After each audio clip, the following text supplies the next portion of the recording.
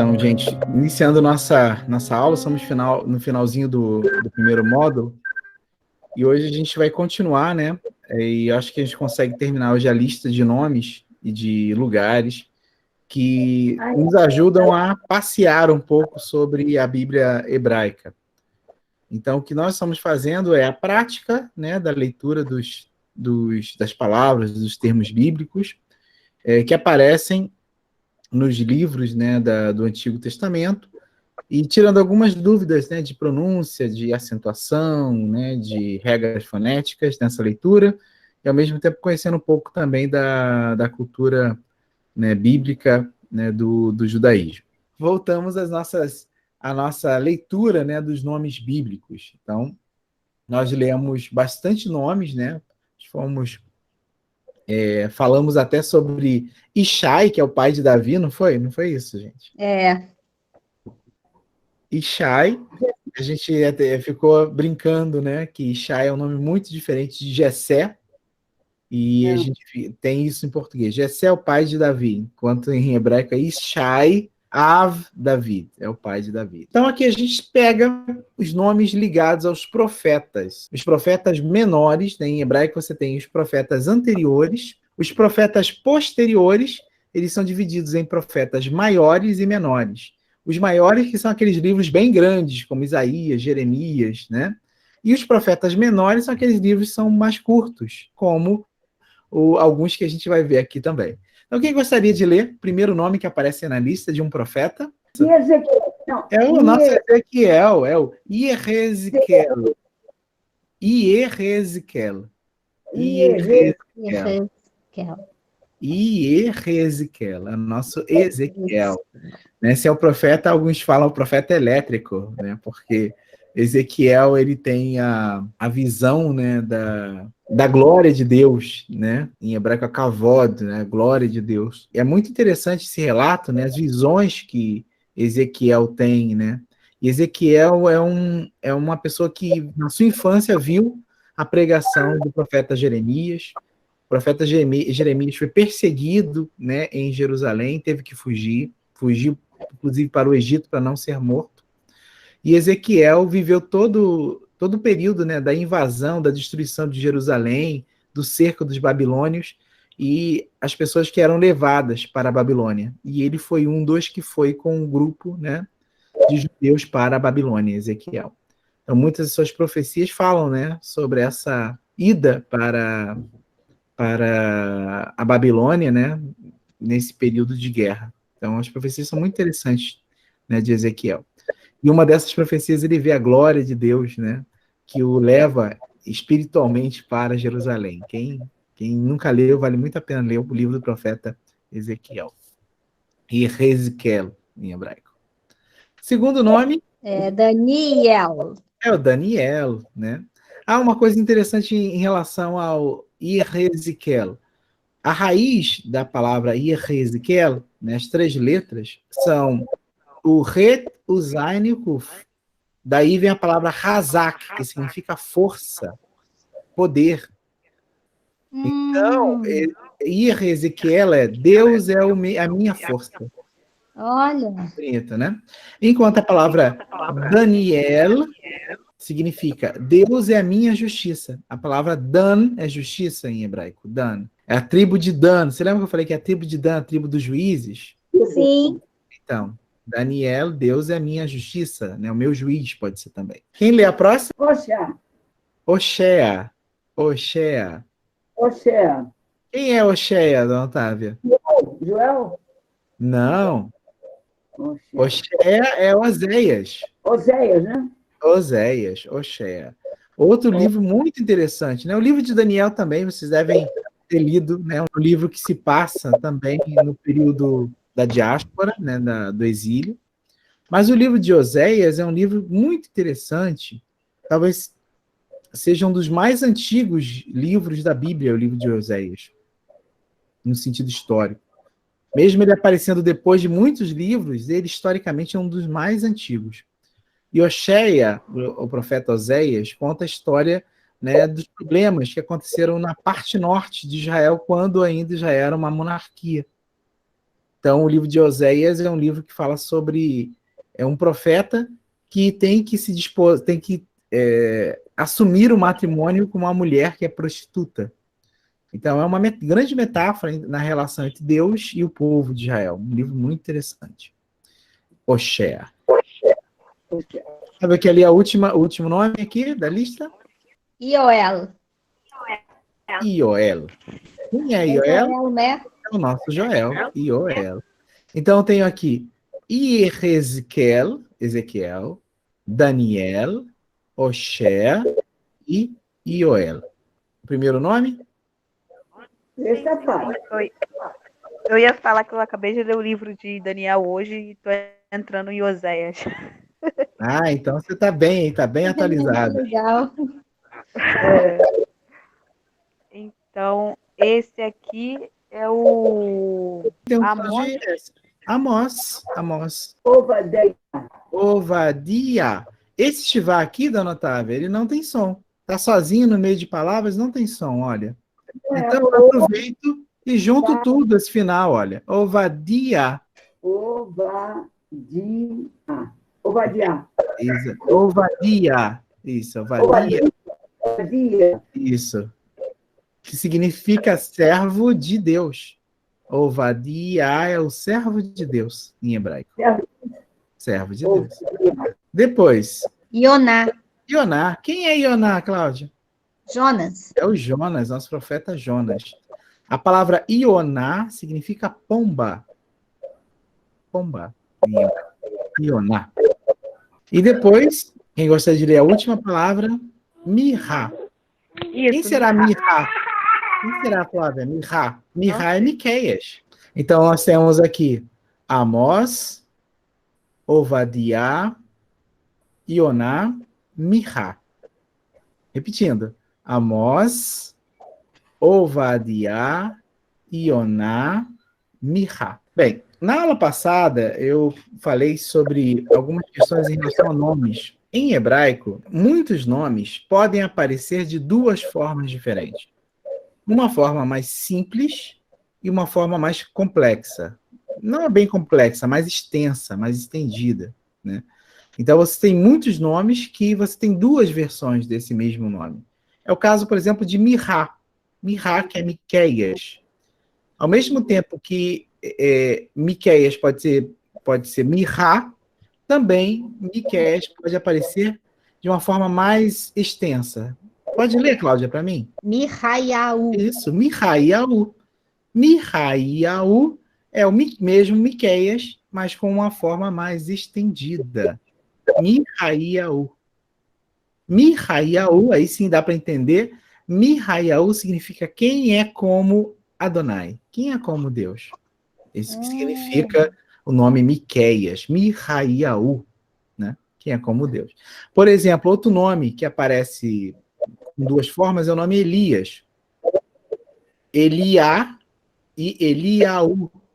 Tanto que os judeus eles preferem a segunda forma, né? Quando eles falam Elias, os judeus dizem Eliaú Anavi. Elias, o profeta. Eliaú Anavi. Elias, o profeta. Inclusive, em alguma dessas aulas, em algum momento, o Alex estava falando de Elias, ele falou Eliaú Anavi. Porque é muito comum dentro do judaísmo você se referir a Elias com esse nome mais estendido. Eliaú Anavi. Elias, o profeta. Mesma coisa, Miraiaú, Miqueias. Da mesma forma que Mirá. Então, alguns nomes eu posso encontrar essas duas versões do nome. Tá bom? Naum. Naum em português. Em hebraico não é Naum. Não é Nahum. Isso, Nahum. Em hebraico é Nahum. Nahum. É o profeta Nahum, o profeta da compaixão. A palavra Nahum significa aquele que tem compaixão. Nahum. Havakuk. Isso. Havakuk. Quem sabe quem é Havakuk?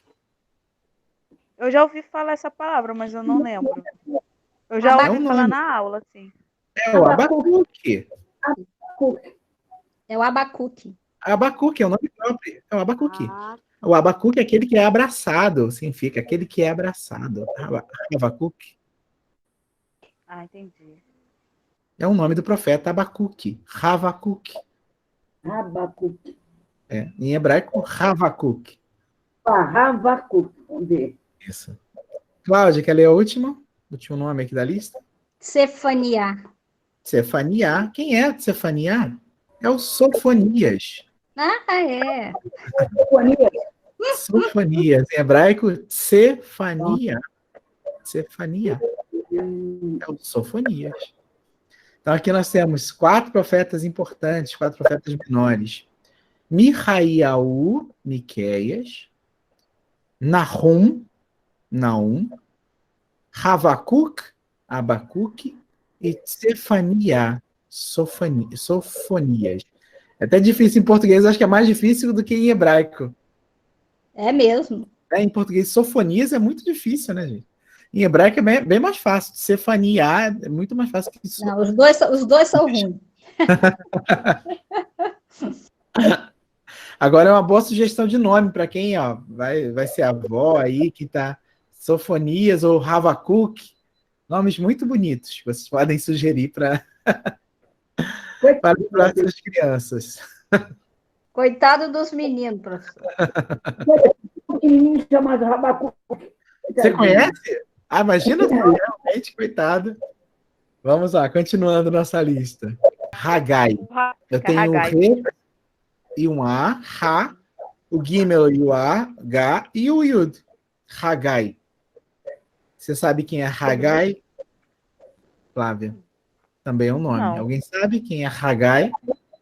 É É H? H? Como? H. H. Agar, não. Em hebraico, Agar é Agar mesmo. Agar. O nome de Agar, né? Agar mesmo. Hagai é o profeta Ageu. Nossa, muito diferente. Muito diferente. Hagai. E Hagai vem da palavra solenidade, né? O Hagai, o Ageu, aquele que é devoto, a gente pode traduzir assim o nome dele. Tem a ver com festa, solenidade, Hag em hebraico. Lembra do Hag Sameach que a gente falava aqui? Hag Sameach? Então, Hagai vem daí. Sim. Hagai. Esse segundo? Zerraria. Isso. Esse Shivá aqui não tem som de nada. É o Shivá no meio, né? Não tem som. De nada. Zerraria, que é mais fácil, é o nosso Zacarias, né? A palavra Zerraria significa Deus se lembra. Deus se lembra. Zerraria.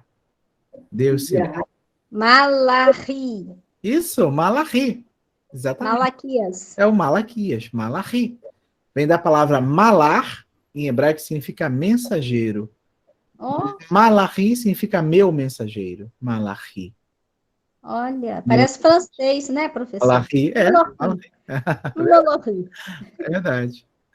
Então, só que a observação que embaixo do lamed tem o shivá, que não tem som. Então a Cláudia fez bem, porque o aleph também não tem som, então ela juntou a sílaba aqui, ó. Juntou o lamed, o aleph e o aleph fez o lá só, malachi.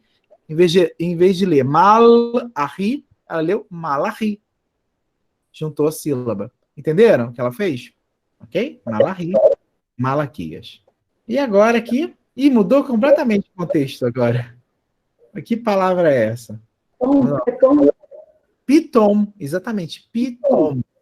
Pitom, gente, é o nome de uma das cidades lá no Egito que os judeus, que os hebreus, né, eles eram escravos, né? Então eles trabalhavam em um serviço tipo corveia, né? Ou seja, um capanga lá batendo nele para que eles pudessem trabalhar em 2 cidades no Egito, né? Na época do Êxodo, né? Pitom é uma dessas cidades e a outra cidade é a cidade de Ramsés.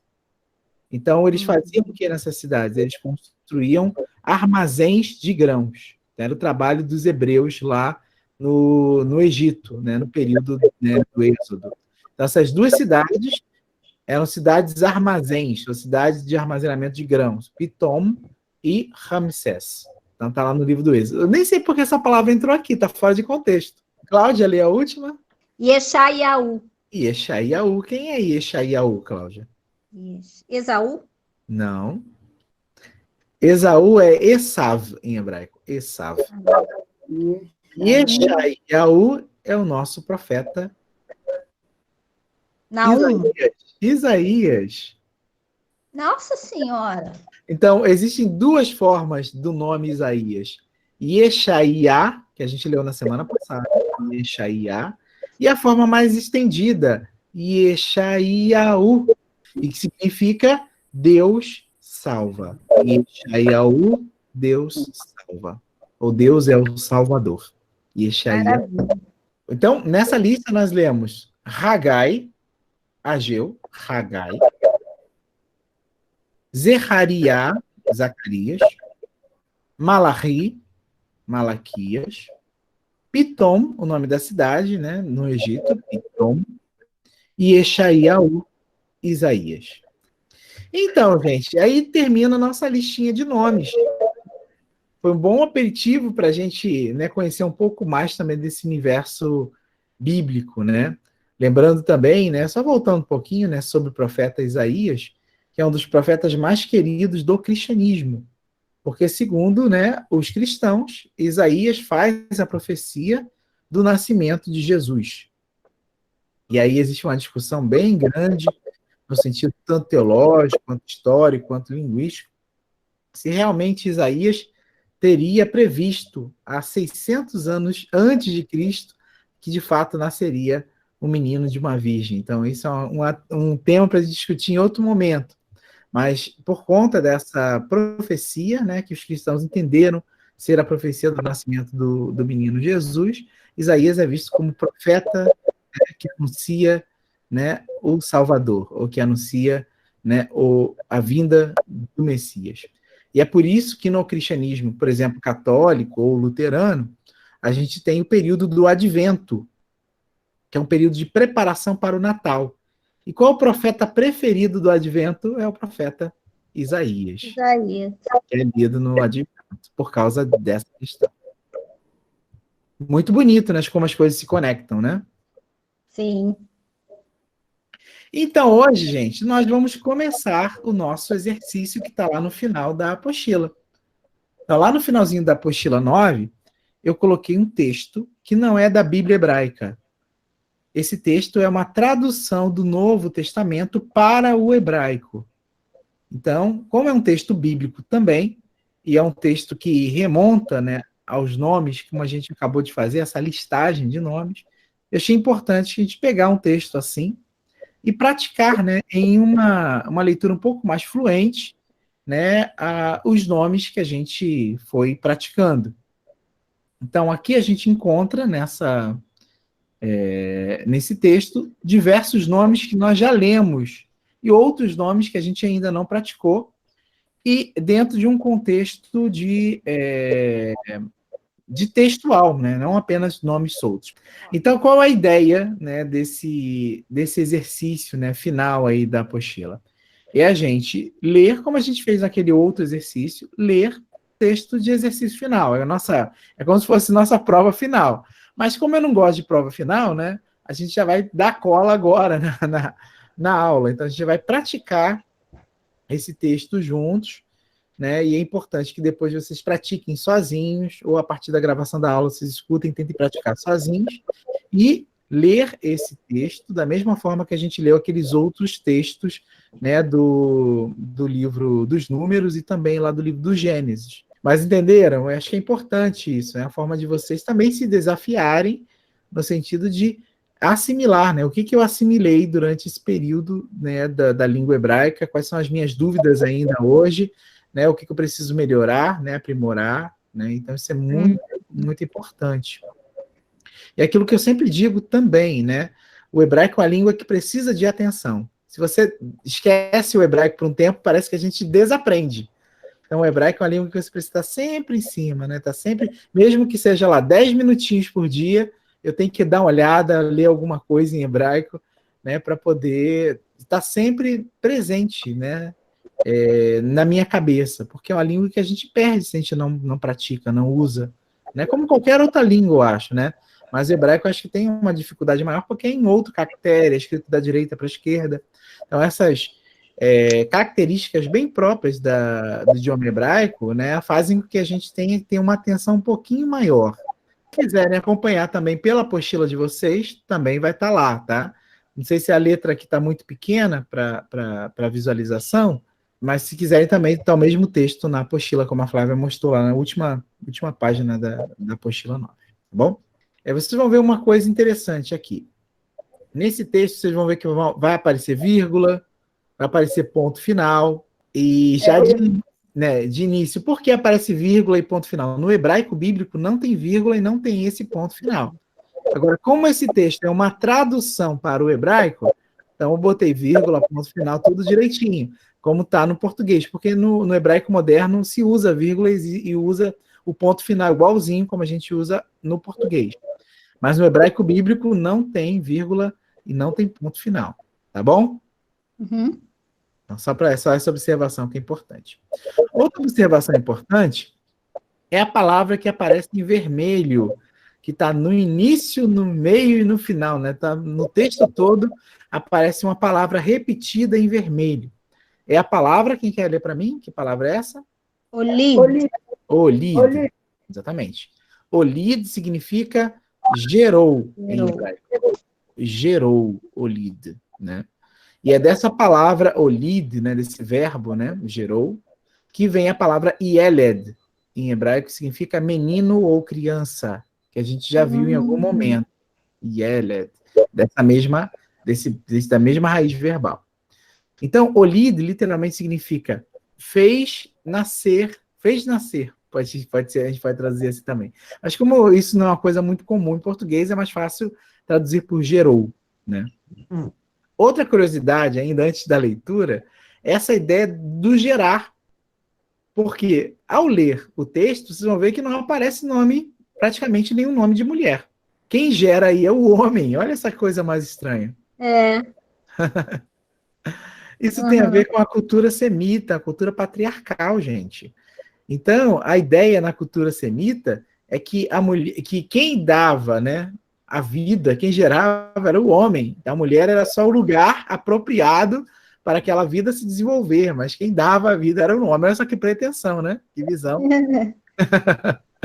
Que visão não muito correta, né? No sentido, no que a gente conhece hoje de biologia, né? Então, acho que é metade.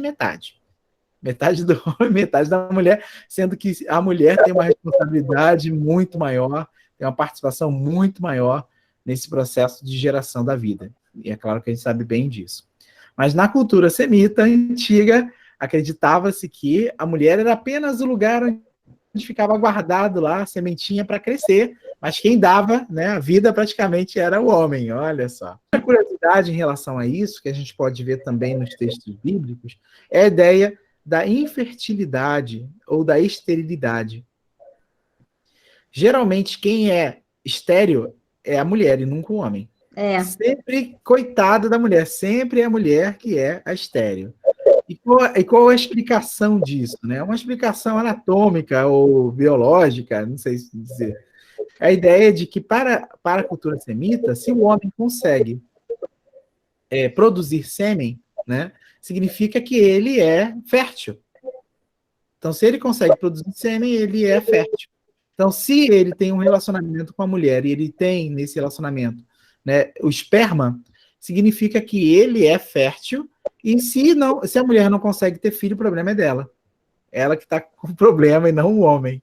Então, quer dizer, outro problema aí que a ciência já mostrou que não é bem verdade isso, né?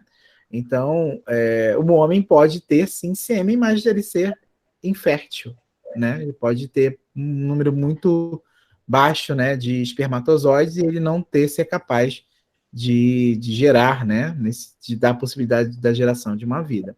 Mas no mundo antigo não se tinha, né, a tecnologia que a gente tem hoje e a ciência que a gente tem hoje. Então, coitada das mulheres, isso foi um fardo por muito, muito tempo, porque sempre, se um casal não tivesse filhos, sempre a culpa era da mulher, coitada. Então, isso é uma tradição bem patriarcal, né, antiga. Tudo isso acho que ajuda a gente também a entender, né, os textos bíblicos e as diversas situações dramáticas que muitas mulheres na Bíblia passam por não conseguir ter filhos.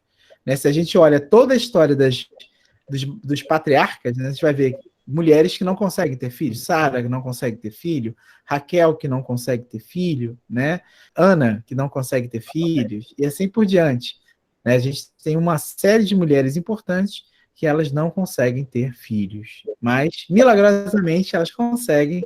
Por isso elas vão dizer que esses filhos dados por Deus são de Deus, né? Vieram de Deus e não são delas, né? Então, eles podem até ser devolvidos a Deus, como é o caso de Samuel, primeiro filho de Ana.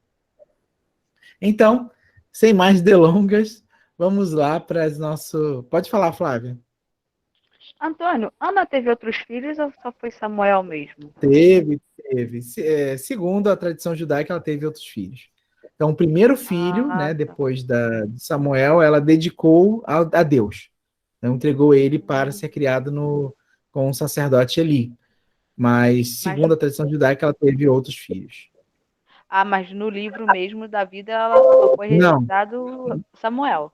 Não conta, né? No livro não conta. Ah. Porque, na verdade, o foco da história é o personagem Samuel, né? Então não conta o que aconteceu depois com ela, né? Então, mas segundo a tradição judaica, ela teve outros filhos. Segundo a tradição judaica. Por isso que, assim, tem os livros que falam de cada profeta, né? Que são livros maiores, claro. Porque a Bíblia ela é bem assim, o que aconteceu mesmo ali, os milagres, as histórias. Mas por isso que tem o livro de Oséias, como você falou, tem o livro de Abraão, porque vai falando, relatando os outros acontecimentos, né? E também existem, no judaísmo, existe o que nós chamamos de tradição oral. A tradição oral no judaísmo, eles chamam de Torá al-Pé. Olha a palavra fácil da gente aprender. Pé, em hebraico, é boca. Não, meu Deus. Pé. Então, a Torá al-Pé é a Torá que vem da boca. É a Torá oral. Na Torá oral, se falam muitas coisas que não estão na Bíblia escrita, né? Porque elas são transmitidas de forma oral, mas essa tradição oral, elas foram reunidas, organizadas, compiladas ao longo da história judaica. E essa tradição oral deu origem a alguns textos importantes, como a Mishnah e a Gemara, que são textos rabínicos sobre comentários, né? Sobre os livros bíblicos, histórias que não estão na Bíblia e outras questões, né, ligadas à interpretação das leis e assim por diante. Esse compilado, né, de tradição oral, né, foi reunida e organizada mais uma vez e deu origem a um texto muito importante no judaísmo, que é o Talmud, que você já deve ter escutado falar. Então, o Talmud é, na verdade, a última compilação dos relatos, né, de via oral do judaísmo, que antes eram 2 blocos, né, chamados de Gemara, né, e que foram reunidos aí em um único texto, né, em um único bloco, que é o Talmud, né, que é, na verdade, a compilação de toda a Torá oral, tudo aquilo que não está escrito, mas foi transmitido pelos rabinos. Outra coisa também, além, né, que nasceu dessa Torá oral, é a interpretação mística da Bíblia.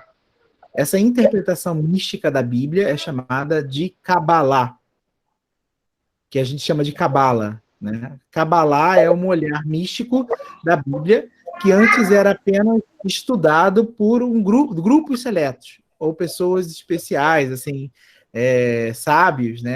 Eram pequenos círculos que estudavam a Bíblia sob essa perspectiva mística, né? E esse estudo da Kabbalah floresceu na Idade Média, né? E depois, ao longo de toda a história do judaísmo até hoje, como um saber judaico muito importante.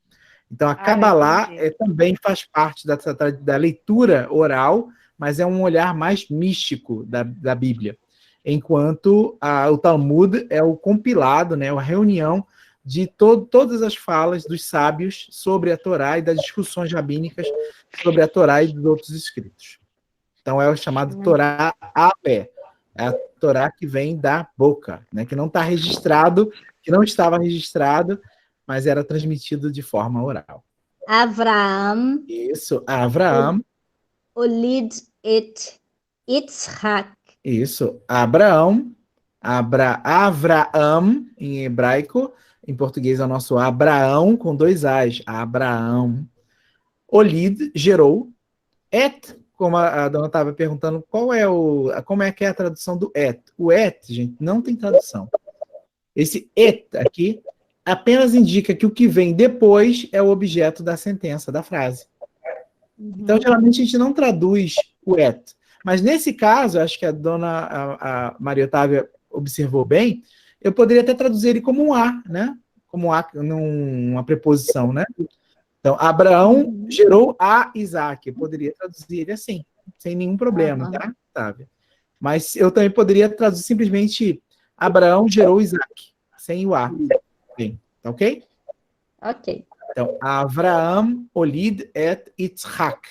Gerou Isaac. Pode continuar. Yitzhak olid et Yaakov. Yaakov. Yaakov. É que aqui ele pegou um pouquinho do pontinho, né, Cláudia? Mas dá para entender. Dá para entender, né? V. Yaakov. Olid et sempre 2 As. Yaakov. Olid et Yehuda. Yehuda. V. Yehuda. Veet. Agora a última palavra. Erraiv. Esse Yud é lido ou não? Sim. Não. Olha a regra fonética. Quando a palavra termina em A, Yud e Vav, o Yud não é lido. É verdade. Errav. A palavra errav vem da palavra ar, em hebraico, que significa irmão. Errav significa seus irmãos. Se uma palavra termina com A, pode ser o patar ou o kamat, Yud e Vav, qualquer palavra que terminar dessa maneira, o Yud não é lido. Tá? Então aqui, Errav, eu não vou ler Erraiv, mas Errav. Errav significa seus irmãos. Então vamos pegar a frase, da onde você começou, a segunda parte, né? Yitzhak, Isaac, Olid, gerou, et Yaakov. Isaac gerou a Jacó, Yaakov. V Yaakov e Jacó, Olid gerou, et Yehuda, a Judá, gerou Judá. Veet e Errav e seus irmãos. Ok? Então, a frase inteira, até o ponto final, é Abraão gerou Isaac. Isaac gerou Jacó. E Jacó gerou Judá e seus irmãos. Então, dá-lhe. Yehuda. Olid, aí é o P. Peretz. Eu termino com o som de TS. Peretz. Isso. É Veet, é fechado. Veet, é fechado. Veet. Zerar.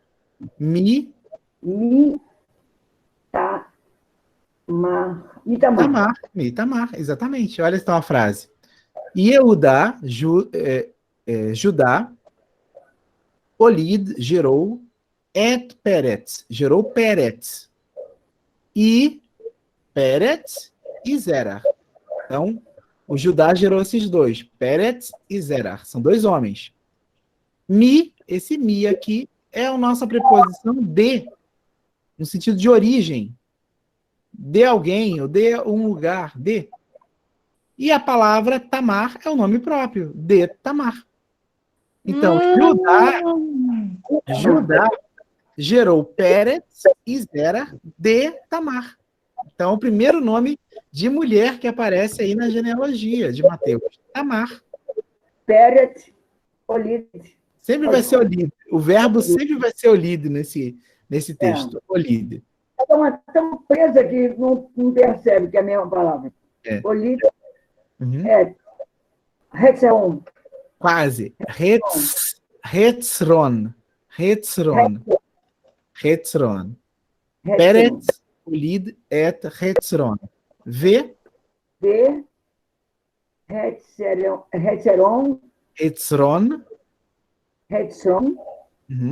Olid et Ram. Isso. Então, pegando essa segunda parte. Peretz gerou a Hezron. A gente traduz como Hezron em português. É feio, né? Hezron. Mas em hebraico é Hetzron. E Hezron gerou a Ram. Aram. É um nome próprio também. Ram. Ok? Então, o versículo inteiro que a dona Otávia leu foi: Judá gerou a Peretz e a Zera, de Tamar. Peretz gerou Hezron e Hezron gerou Aram. Ram quer dizer? Ram é o nome. Ram. Olid, volta lá para o início da linha, na parte de baixo. Aminadav. Ram, Olid, Aminadav. Isso. Aminadav, porque esse é um N. Isso, Olid, é um nome. Isso. Olid, Narshon. Com N no final, no final. Narshon. Então, Aminadav, Olid, Narshon. Narshon, Olid, Salmon. Então, pegando aqui o texto da Flávia. Ram gerou a Aminadav. E Aminadav gerou Narshon. E Narshon gerou Salmon. Salmon, Olidet, Boaz, Merahav. Olha, Merahav.